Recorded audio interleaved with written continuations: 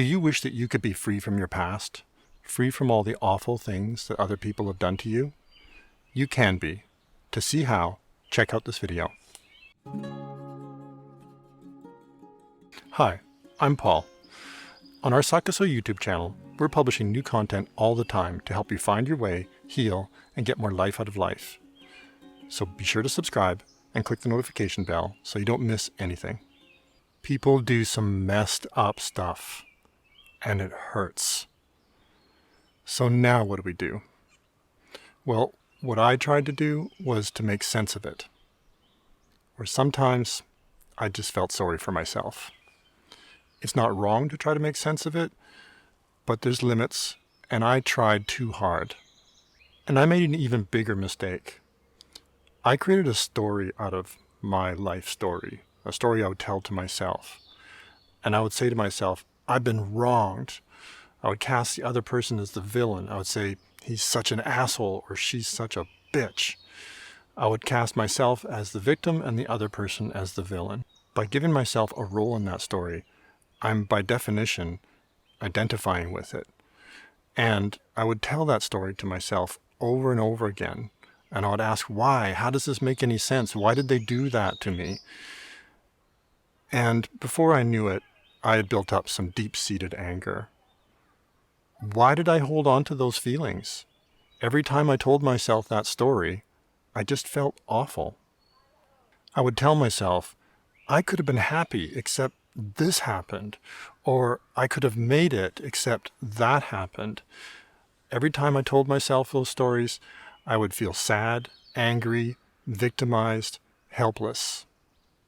I held on to those feelings because I got to feel like I was in the right and they were in the wrong. I got satisfaction and pleasure by being the victim of injustice. My ego was satisfied. And it goes even further. I deluded myself into thinking that my anger and my resentment was somehow payback. How is it payback? They either didn't know or they didn't care about my anger and my resentment, any of that stuff. None of that did anything to even the score, let alone serve any kind of justice. And I thought that those people didn't deserve my forgiveness. How could they? They did such terrible things to me. Why should I do something for them?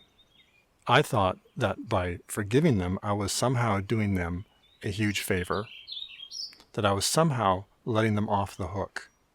But given what I just said, that actually makes no sense at all. It's natural to think that if we forgive, that we're going to be letting them off the hook, that they're going to be getting away with it. But are they?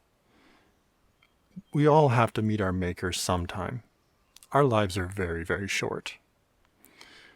And just as Gandhi said, an eye for an eye only makes the whole world blind.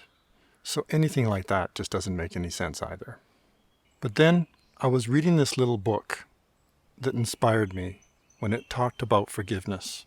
So I decided to give it a try anyway. And I discovered then this little secret. I discovered that when you forgive, oh my God, you feel so free. I just felt so light and so happy. And I discovered that it makes no difference to the people you're forgiving, but it makes an enormous difference to you. And there's another little thing that I discovered. The little book I was reading is called The Lazy Man's Guide to Enlightenment by Thaddeus Golas. In this book, he says, how much compassion and forgiveness do you want for yourself? Give it to others. Go to the extreme. Forgive all beings for their karmic debts to you. Grant to others the freedom, the love, the consciousness that you want for yourself. I was inspired by this, so I went all out. When I stopped being miserly with my forgiveness, when I stopped deluding myself into thinking there was somehow a shortage of forgiveness, and believing all that garbage about how they didn't deserve it, it changed everything. I suddenly found myself being freed from that awful, painful place that I was stuck in for so long. It was amazing. If you've listened to this video up to this point, then you're ready for this exercise. Pause the video just long enough so you can grab a pen and paper. Write down your answers to these questions. Question 1. Be honest. What do you gain by retelling that story over and over where you are the victim and they are the villain? Question 2. What do you gain by holding on to those feelings? Sadness, anger, resentment. Is the score being settled? Is justice being served? Are you stopping them from getting away with it? Question 3. By holding on to the past and holding on to this story, what has this cost you?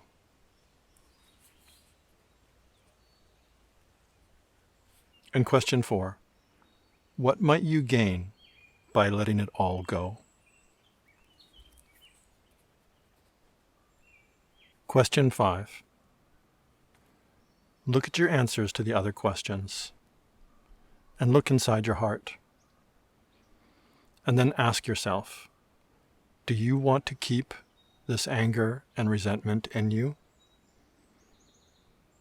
Or do you want to let it all go? If the answer is that you want to keep it, that's okay. You can come back to this at another time. But if you feel like it's time for a change, then let's go for it. Forgive. Yes. Forgive. If you're still scarred by your past, then it's time to heal. If the way you've done things so far hasn't worked, then why not try something different? If holding on to past pain, sadness, resentment, anger hasn't led to justice being served, then why not try something different and let it go? And don't just forgive a little. Challenge yourself. If being the victim has not worked for you, if being miserly with your forgiveness has not worked for you, then try something else. Open up your heart and discover the wealth of love that you have inside you. Forgive completely. Let it all go. Close your eyes and take a couple of deep breaths.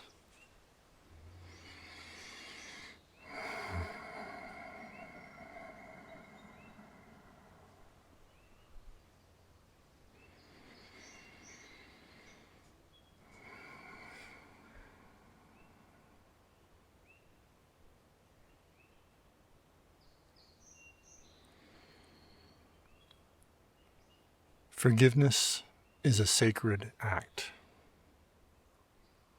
Now, you can take that paper and just crumple it up and throw it away. Or burn it. So what was it like when you forgave? You can let us know in the comments below, or you can reach out to us through our website at psychoso.ca and send us an email.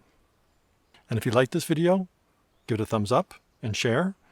And if you want to see more videos on how to find your way, heal, and get more life out of life, then be sure to subscribe to our Psychoso YouTube channel. And we'll see you soon.